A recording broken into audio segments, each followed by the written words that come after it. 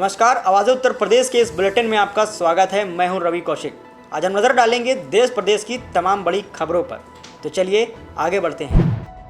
Indian air force के गौरवशाली इतिहास में एक और अध्याय जुड़ने वाला है।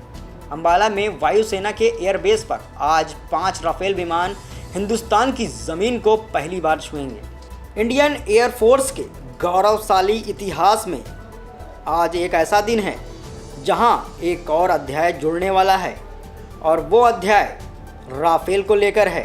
जी हां, अंबाला में वायुसेना के एयरबेस पर आज 5 राफेल विमान हिंदुस्तान की ज़मीन को पहली बार छुएंगे। अंबाला में राफेल के आगमन को देखते हुए बेहद ही कड़े और सुरक्षा इंतजाम किए गए हैं। अंबाला में राफेल लड़ाकू विमानों को वीवीआईपी प्रोटोकॉल दिया जा रहा है, जिसके तहत एयरफोर्स स्टेशन के आसपास धारा 144 लागू कर दी गई है। इसके बाद यहां 4 से ज़्यादा लोगों का एकत्र होना प्रतिबंधित है। एयरफोर्स स्टेशन के आसपास किसी भी तरह की वीडियोग्राफी और फोटोग्राफी पर पूरी तरह रोक है। यहां तक कि मीडियाकर्मी को भी फोटोग्राफी की इजाज़त नहीं है। ये आदेश न सिर्फ अंबाला एयरफोर्स स्टेशन बल्कि आसपास के गांवों पर भी लागू है। रिपोर्ट के मुताबिक नज़दीकी गांव धुलकोट, बलदेव नगर, गरनाला, पंजकोरा में भी प्रशासन का ये आदेश लागू है। अंबाला एयरबेस के 3 किलोमीटर के दायरे को प्रशासन ने नो ड्रोन जोन बना दिया है, यानी कि इस दायरे में कोई भी ड्रोन नहीं उड़ा सकेगा। प्रशासन ने इस आदेश का उल्लंघन करने वालों पर सख्त कार्रवाई की चेतावनी दी है। राफेल के स्वागत के लिए वायुसेना प्रमुख RKS भदौरिया स्वयं वहां मौजूद रहेंगे। वायुसेना के सूत्रों ने कहा, एयरफोर्स चीफ आज युद्धक विमानों को रिसीव करने अंबाला में होंगे, जिन्हें 2016 में 60,000 करोड़ रुपए के देश के सबसे बड़े रक्षा सौदे के हिस्से के रूप में शामिल किया जा रहा है। उन्होंने बताया कि अभी 5 राफेल विमान संयुक्त अरब अमीरात यानी UAE में अल दफ्रा एयरबेस पर खड़े हैं। ये विमान आज सुबह 11 बजे भारत के लिए उड़ान भरेंगे और दोपहर 2 बजे अंबाला एयरबेस पहुंच जाएंगे। अंबाला में मौसम की गतिविधियों पर भी एयरफोर्स की नज़र है। अगर अंबाला का मौसम खराब रहा तो भारतीय वायुसेना ने राफेल विमानों की लैंडिंग के लिए जोधपुर एयरफोर्स स्टेशन को चुना है। खबर लखीमपुर जिले से है, जहां पर मगरमच्छ ने एक युवक को अपना निवाला बना लिया, जिससे युवक की वहीं मौत हो गई। लखीमपुर खीरी जिले में उस समय हड़कंप मच गया जब धार्मिक आयोजन में सम्मिलित होने गए एक युवक को मगरमच्छ ने अपना निवाला बना लिया। जानकारी मिलते ही वहां मौजूद लोगों ने सूचना मिलने पर आनन फानन में मौके पर वन विभाग और पुलिस की टीम पहुंच गई। उधर युवक के परिजनों को जानकारी मिलते ही परिजनों में भी कोहराम मच गया, लेकिन युवक को मगरमच्छ के चुंगल से नहीं बचाया जा सका। ये जो तालाब में पकड़ा है, क्या मामला है? इसके बारे में बताएं। ये यहाँ प्रसाद चढ़ाने आया था हमारे यहाँ। कहाँ आए थे आप? यहाँ ये स्थान पे। ये स्थान कहाँ पे, जगह बताएं। ये ब्रह्म बाबा है यहाँ। ये जो मगरमच्छ पकड़ा है, कौन है आपका? ये सारे का लड़का है। आप लोग क्या ले गए थे? ये आया था प्रसाद चढ़ाने के लिए। ऊपर कितना टाइम हो गया उसको मगरमच्छ ने पकड़ा है? उसको 2 ही बजे पे पकड़ा है। वन विभाग की कोई टीम आपके टीम वो आई थी, वो कम से कम वो 4-5 बज गया है तब टीम आई। कल कोई हेल्प नहीं किया, आज हेल्प कर रहे हैं। लड़के के परिवार वाले आए नहीं? वो भी आए हैं, अब आए हैं। प्रधान ग्राम पंचायत बेला। ये जो मगरमच्छ का मामला चल रहा है, क्या मामला है पूरा बताएं। मामला है ये हमारे वहाँ बलैया हुआ स्थान है। यहाँ पे लड़का प्रसाद चढ़ाने आया हुआ था और बगल में नाला बह रहा था, तो कहने लगे हम नहा लें। उसमें नहाने गया और मगरमच्छ ने उनको पकड़ लिया। ये जो डेड बॉडी आज बरामद हुई है, इसके बारे में क्या जानते हैं, बताएं। इसके बारे में क्या, कल ऐसा हुआ कि 2:30 के हम लोग तो गांव में रहते हैं, तो वहाँ इन्फॉर्मेशन मिली, जानकारी कि रिंकल नाम का लड़का, उसको मगरमच्छ ने पकड़ लिया। तब हम लोग वहाँ से आए थे। हम तो आए थे 4-5 बजे। तो उसके बाद यहाँ देखा तो एक बार तो हम लोगों ने देखा कि मगरमच्छ ने इसका सिर पकड़ रखा है। यूपी के बदायूं जिले में खाई में एक अज्ञात युवक का शव पड़ा मिला। हालांकि शव की अभी तक कोई पहचान नहीं हो पाई है। यूपी के बदायूं वजीरगंज थाना क्षेत्र के गांव बनकोटा पर खाई में एक युवक का शव मिला पड़ा। हालांकि शव की अभी तक कोई पहचान नहीं हो सकी है। सूचना पर पहुंची पुलिस जांच पड़ताल में जुटी है और ग्रामीणों में अफरा तफरी का माहौल बना हुआ है। पुलिस ने शव को मार्चरी में रखवा दिया है। यूपी के बदायूं जिले में एक पति ने अपनी पत्नी को बेरहमी से पीटा, जिसका वीडियो वायरल हो गया है। पति अपनी पत्नी को बेरहमी से पीटता रहा, लेकिन वहां खड़े लोग तमाशबीन बनकर तमाशा देखते रहे और किसी ने भी उसे बचाने की कोशिश नहीं की। इस मामले में पुलिस से शिकायत की गई तो पुलिस ने पति के खिलाफ मुकदमा दर्ज कर लिया है। बता दें कि पत्नी परेशान होकर अब अपने मायके भी चली गई है। पत्नी ने इस पूरे मामले की शिकायत थाने में की। उसने तहरीर भी दी है कि उसका पति दहेज के लिए प्रताड़ित करता है और उसके साथ ससुर भी उसका सहयोग करते हैं। पुलिस को इस पूरे मामले में तहरीर मिली है, लेकिन तहरीर देने के बाद भी पुलिस ने कोई भी कार्रवाई नहीं की है। पुलिस ने पत्नी का मेडिकल कराया है। अब पति पत्नी का मारपीट का यह वीडियो वायरल हो रहा है। फिलहाल पत्नी वीडियो वायरल होने के बाद अपने मायके चली गई है। वहीं पुलिस ने मामले में आरोपी पति के खिलाफ मुकदमा दर्ज कर कार्रवाई शुरू कर दी है। पुलिस ने क्या कार्रवाई की? देखिए कि वीडियो वायरल हुआ था जो पुलिस के संज्ञान में आया था और इसकी जब जांच कराई गई तो गहती में ये एक व्यक्ति है, उसके द्वारा अपनी पत्नी को ही मारने पीटने का मामला आया था, जिसमें उसको काफ़ी चोटें आई हैं और उसकी पत्नी की तरफ से जो तहरीर प्राप्त होकर के इसमें अभियोग पंजीकृत करा दिया गया है और इसमें अग्रिम कार्रवाई की जा रही है।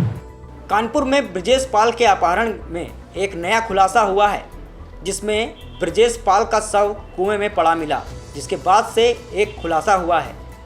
ब्रजेश पाल का शव कुएं में पड़ा मिला। ब्रजेश का मित्र ही निकला अपहरणकर्ता और उसका हत्यारा। संदेह के चलते कल पुलिस ने ब्रजेश पाल के मित्र को गिरफ्तार कर लिया है और पुलिस अभी ब्रजेश के मित्र से पूछताछ कर रही है और उसने अपहरण की बात भी कबूली है। ब्रजेश के अपहरण के बाद 20 लाख की फिरौती मांगने की बात भी आरोपी ने कबूली है।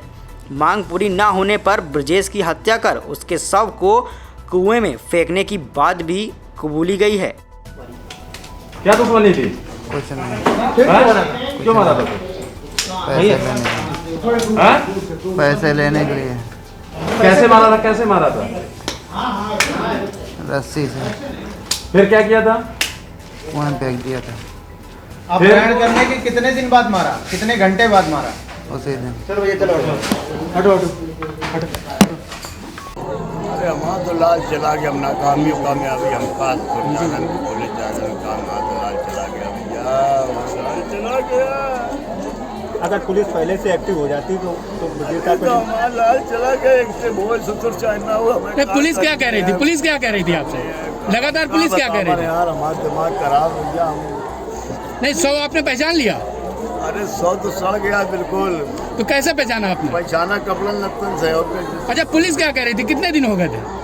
पुलिस क्या कह रही है क्या बता दें यार। मैं कितने लाख की फिरौती मांगी गई थी? 20 लाख। सबको पता। क्या कहा गया? वही फोन दे तो वही। बलरामपुर में भाजपा नेता लोकेश सिंह की दबंगई का वीडियो सामने आया है। वीडियो में दबंग बैंक में घुसकर कर्मचारी की पिटाई कर रहा है, जिसका वीडियो सीसीटीवी कैमरे में वहां कैद हो गया। जहां पूरा भारत कोविड-19 से जूझ रहा है, वहीं लॉकडाउन के बावजूद बैंक कर्मचारी ड्यूटी कर रहे हैं। कोविड-19 जैसे बीमारी से बैंक कर्मचारी अपनी जान जोखिम में लड़कर आम ग्राहकों को पैसा लेन देन कर रहे हैं, लेकिन बैंक कर्मचारियों के साथ पिटाई का वीडियो वायरल होने के बाद सवालिया निशान खड़ा हो जाता है। उत्तर प्रदेश के बलरामपुर प्रथमा सर्व यूपी ग्रामीण बैंक रीजन का है, जहां भाजपा नेता लोकेश सिंह बैंक में घुसता है और अपने गांव गरीब मजदूर का शौचालय का पैसा निकलवाने को लेकर बैंक में जाता है। उस गरीब मजदूर को बाहर बैठाकर अपना बैंक में बिगडाल लेकर घुसकर और पैसा लेने की कोशिश करता है।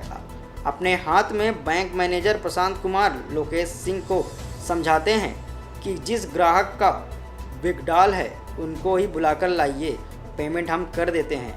बैंक मैनेजर प्रशांत कुमार लोकेश सिंह को समझाते हैं कि जिस ग्राहक का विड्रॉल है उसको बुलाकर लाइए, पेमेंट हम उन्हीं को देते हैं। लेकिन सत्ता के नशे में चूर लोकेश सिंह बैंक मैनेजर की बात नहीं सुनता और मैनेजर प्रशांत कुमार से लड़ने लगता है और धमकाने लगता है और गाली गलौज देने लगता है।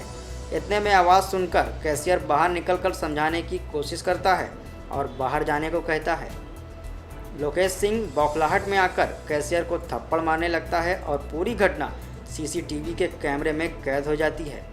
वहीं बैंक यूनियन एकत्रित होकर इस घटना पर विरोध करते हुए बताते हैं कि अगर इंसाफ नहीं मिला उत्तर प्रदेश बैंक यूनियन अनिश्चितकालीन के लिए हड़ताल पर चला जाएगा, जिसकी पूर्ण जिम्मेदारी जिला प्रशासन की होगी।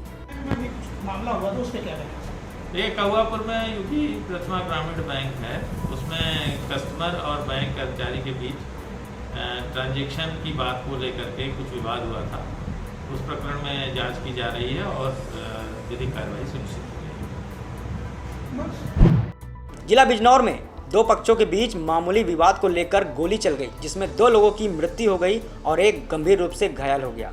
2 पक्षों में कुत्ता खरीदने को लेकर विवाद में गोली चल गई, जिसमें 2 लोगों की मौत हो गई जबकि एक व्यक्ति गंभीर रूप से घायल है। इस घटना के बाद दोनों पक्षों के लोग फरार हैं। मौके पर पहुंची पुलिस ने दोनों पक्षों के खिलाफ हत्या का मुकदमा दर्ज कर लोगों की तलाश शुरू कर दी है। पूरा मामला क्या है? थाना धामपुर के गांव पाडली मांडू में आज 2 पक्षों में एक कुत्ते की खरीदारी के ऊपर विवाद हुआ, जिसमें दोनों पक्षों में फायरिंग हो गई। इसमें एक राहगीर प्रशांत को गोली लगी, उसकी मृत्यु हो गई। उसके चाचा सतेंद्र घायल हैं। इन दोनों पक्षों में से एक केहर सिंह को भी मार दिया गया है, जो इलाज के दौरान जिसकी मृत्यु हो गई। अभी दोनों पक्षों के लोग भागे हुए हैं। तहरीर थाने में प्राप्त होनी शेष है। पुलिस टीमें अभियुक्तों को गिरफ्तार करने के लिए लगी हुई है। रायबरेली में लूट जैसी घटनाएं थमने का नाम नहीं ले रही हैं। अब की बार घटना एक सर्राफा व्यापारी से हुई, जिससे लाखों की लूट कर ली गई। रायबरेली में लालगंज थाना क्षेत्र के जगतपुर रामगढ़ी के पास सर्राफा व्यवसायी से लाखों के जेवरात और नकदी लूटकर बदमाश फरार हो गए। घटना की जानकारी होने पर कई थानों की पुलिस घटना स्थल पर पहुंची। इसके साथ ही पुलिस अधीक्षक ने घटना स्थल का निरीक्षण भी किया और जल्द से जल्द घटना का खुलासा करने का आश्वासन भी दिया।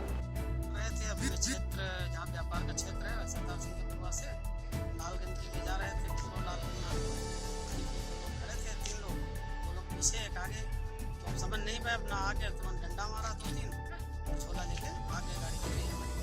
क्या क्या था? 1 किलो चांदी के जेवरात थे और 20 ग्राम की सोने के जेवरात थे। कहाँ जा रहे थे? कैसे? लालगंज जा रहे थे।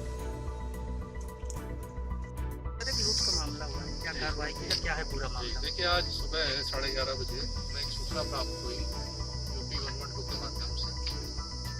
वाजपेयी जी हैं जिनकी सदाफा की दुकान है कस्बा नागरिक, बहुत पुराने और पुलिस के सहयोगी व्यक्ति। इनके द्वारा बताया गया कि ये कुछ सामान सोने चांदी का फेरी करते हैं, बना के डिलीवरी करते हैं। उसी क्रम में ये यहाँ से इस गांव से लौट रहे थे। घटनास्थल जो पड़ता है इसका। खबर बुलंदशहर से है, जहां गंगा घाट पर स्नान करने गए 4 लोग डूब गए। बुलंदशहर के भगवानपुर गंगा घाट पर गंगा स्नान करने के दौरान 4 लोग डूब गए हैं। गंगा में डूबे 4 लोगों में से स्थानीय गोताखोरों ने 3 को बचा लिया। महिला गंगा में लापता, तलाश उसकी जारी है। गुलावटी निवासी सुमित अपने परिवार के साथ गांव बुगलाना थाना नरसैना में अपनी ननिहाल आया था। ननिहाल के कुछ परिजनों के साथ भगवानपुर गंगा में स्नान करने के लिए चला गया था। गंगा स्नान के दौरान 4 लोग गंगा में डूबे। गोताखोरों ने 3 को तो बचा लिया, लेकिन उसके बाद महिला अभी तक भी लापता है। हालांकि महिला की तलाश अभी भी जारी है। घटना की सूचना पर सीओ स्याना मनीष यादव नरसैना पुलिस मौके पर मौजूद है। गंगा में महिला की तलाश अभी भी जारी है। वहीं महिला के परिजनों का रो कर बुरा हाल है। कितने बजे डूबी थी? कहाँ आई गई? ये सर 2 से 3 बजे के बीच की बात। हम नहाने आए हुए थे, तो पहले तो मेरा पैर फिसला, उसके बाद में फिर वो मुझे बचाने के चक्कर में उसका ही पैर मेरे साथ ही ऐसे फिसला गया। कितने लोग थे परिवार का? 6-7 लोग। अच्छा, आपने कोई स्थानीय प्रशासन को कोई सूचना दी? अभी गोताखोर कोई स्थानीय प्रशासन की तरफ से पहुँचे? जी सूचना दी, सूचना देने पर प्रशासन यहाँ आया। जिला प्रशासन से क्या उम्मीद रखते हैं? अभी तक तो फिलहाल मदद ही कर रहे हैं हमारी। आज के बुलेटिन में बस इतना ही। आगे और भी खबरों के साथ बने रहने के लिए सब्सक्राइब कीजिए हमारे चैनल आवाज़ उत्तर प्रदेश को और बेल आइकन दबाना ना भूलें, ताकि सबसे पहले हमारी खबरें आप तक पहुंच सकें।